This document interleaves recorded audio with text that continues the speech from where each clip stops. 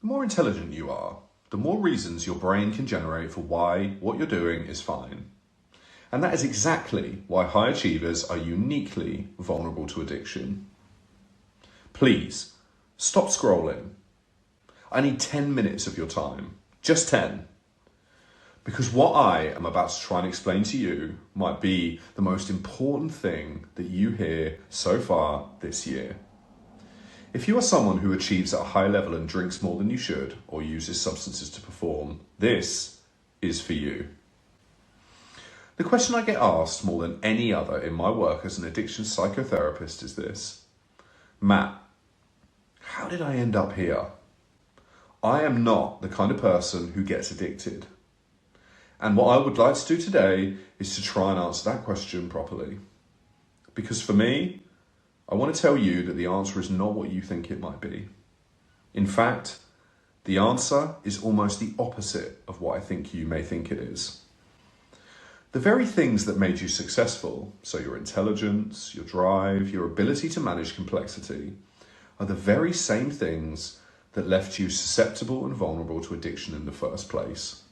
Please, like I said before, 10 minutes to explain this to you. I want to start by talking about something that I call the intelligence trap. There's a concept in psychology called cognitive dissonance. You may or may not have heard of this. Let me explain to you what that is. It's the discomfort we feel when our behavior contradicts our beliefs about ourselves. So most people, when their behavior starts to become problematic, feel that dissonance is really strong in them. It's uncomfortable enough that it begins to point one towards the idea of creating change. But highly intelligent people have a particular capacity that others do not seem to have in the same degree. They have the ability to rationalize. They construct sophisticated, convincing narratives that explain away the contradictions.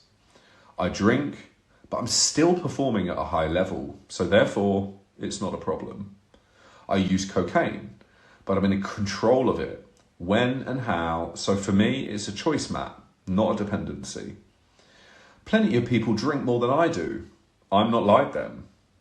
And these aren't delusions.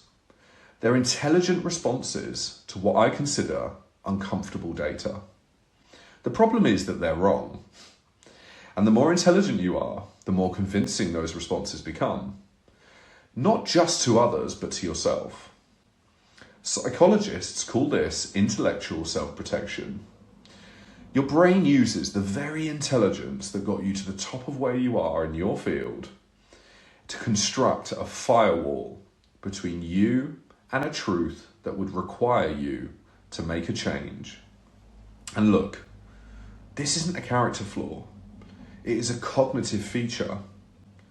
But it is a feature that, in the context of addiction and when we're looking at things through that lens, it can cost you anything and everything. Let me move on to talking a little bit more about the high achiever's nervous system, because I think this is an imperative part of this also. So please, stay with me. I really hope you're still there. But I want to go a little bit deeper. I'm a psychotherapist, so that's where I feel the most comfortable. Because there's a physiological layer to this as well that nobody talks about. High achievers typically operate with chronically elevated cortisol. Cortisol is your primary stress hormone. And in short bursts, it's really, really useful. It sharpens focus, it drives performance, and it mobilizes energy.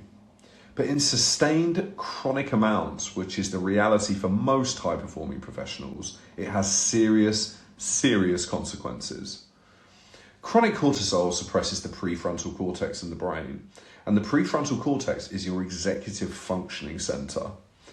It's the part of your brain responsible for long-term decision. So long-term decision-making starts there, impulse control starts there, and consequence assessment starts there as well. In other words, the very function you need to recognize that your relationship with substances has become a problem is the function most impaired by the stress environment that you are operating in. And this is before you factor in the substance themselves. So there's another dimension to this, because alcohol reduces the prefrontal cortex activity acutely. And that is what makes you feel relaxed. Cocaine creates a pattern over time where dopamine regulation is compromised, which means your capacity for natural reward, motivation, and decision making is structurally impaired. Sounds scary, doesn't it? But here's the picture. A high achiever operating under sustained pressure. The prefrontal cortex already partially offline from chronic stress, using substances that further impair the very circuits responsible for recognizing the problem. And an intelligent mind that is constructing bulletproof arguments for why everything is fine. This is not a failure of your will. This is neuroscience. This is the system doing exactly what systems under pressure do. Let me move on very briefly to something that I call the dopamine economy. I think this is a really interesting thought process, guys, and I think this is a really, really interesting thing. So let me introduce you to this concept, and I use this with almost every single client that I work with. I call the dopamine economy, and I call it this because every brain has a baseline dopamine level. So the neurochemical that drives motivation, reward, and pleasure, that's that. High achievers often have naturally elevated dopamine drive. It's part of what makes them ambitious. It's probably part of what's got them to where they are. But this same drive creates a particular sensitivity. When you first use cocaine or you first start drinking alcohol, dopamine floods the system at levels far beyond what any natural reward can produce. So your brain begins to register things differently, but what it does is register this experience as something that's extraordinary. And it begins to recalibrate because of this. And over time, the brain, always trying to maintain homeostasis, downregulates its dopamine receptors. So it produces, on the whole, less dopamine. That means it doesn't produce it naturally from within anymore. It removes receptor sites so the signal doesn't overwhelm the system. You see the changes that are being made here. And the result is that your baseline, your capacity to feel good, completely drops. Achievements that once felt good stop feeling like they used to. Success loses its flavor. Connection just feels flat. It feels like there's something missing in there. The things that used to drive you, motivate you, reward you, they still happen. However, they no longer register the way they once did. And that becomes a problem, right? But because the substance, the thing that's created this deficit, is now the only thing that brings you back to baseline. So you can see the cycle that begins here. It doesn't make you high anymore. It returns you to a baseline. And this is the economy. And the currency is dopamine. And the substance has cornered the market. And it's done it really damn well. For high achievers, this is particularly cruel. Because you've worked your absolute backside off for your entire life to build something worth feeling good about. And now you barely even feel it. And that's scary, right? So let me tell you why I think that this video is for you. Because the next section of this video is that why the experience that I have is that high achievers seek help much, much later. So I want to talk a little bit about timing. Because one of the most consistent patterns that I observe is that high achievers seek help significantly later than the general population. Sit with that for a moment. Ask yourself why that might be. There's several reasons for why that might be. The first is functional performance. Unlike the caricatures that we see on a daily basis of addiction, e.g. the person who has lost everything, the high achieving person is still somewhat performing. Still showing up, they're still there, and they're still hitting those targets that meant and mean so much in the industry.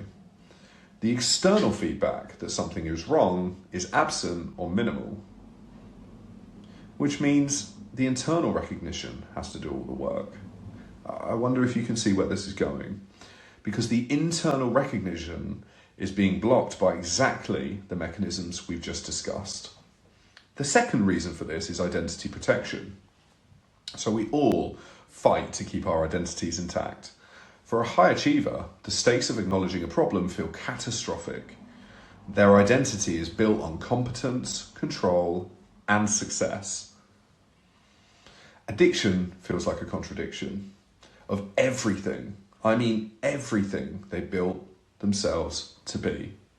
It feels like an unraveling. It isn't, but it certainly feels to them this way. And the third reason is access and environment. High-performing professionals operate in environments that normalise heavy substance use. We can lie, we can kid ourselves, but that is a truth. I've seen it for myself. Alcohol is the currency of networking. Cocaine is the fuel of certain industries. Using heavily is not anomalous in these environments, it is ordinary. And ordinary behaviour does not trigger concern amongst people. The result is that by the time a high achiever reaches out for help, the dependency is often well established, fully embedded in their life, and very, very difficult to tease apart. The neurological changes are significant. The relational damage is real. And the gap between who they appear to be and how they actually feel has become exhausting. That gap, the exhaustion of that gap, is usually what finally brings people to the rooms that people like myself sit in. Look, if any of this has resonated with you, just stay with me for one more minute. I want to finish this off. So tell me, why do smart people get addicted? Because intelligence is not protection. It's a variable. One that can work for you in recovery or against you in active addictions. Because high performers' nervous systems are uniquely stressed, and stress is a primary driver of substance dependency. Because the environments high achievers operate in normalise and enable heavy use. And because the very tools that make you capable of extraordinary things, and I really mean that, can be turned unconsciously toward maintaining a story that keeps you absolutely stuck in the behaviour. None of this is permanent though. None of this is beyond you. But it does require a different kind of conversation. And maybe that conversation starts with listening to me today. Because this conversation is one that treats you as the intelligent adult that you are. One that doesn't talk down to you or reduce you to a label or hand you a leaflet and tell you to go on your way. That's what this channel was created for by myself and my colleagues. If this has resonated, and if it hasn't, that's fine too. But if it has resonated with you, share it with someone who needs it. Follow for more. And if you're ready to have that different kind of conversation, I am here. Reach out to us today and have a different conversation for your future.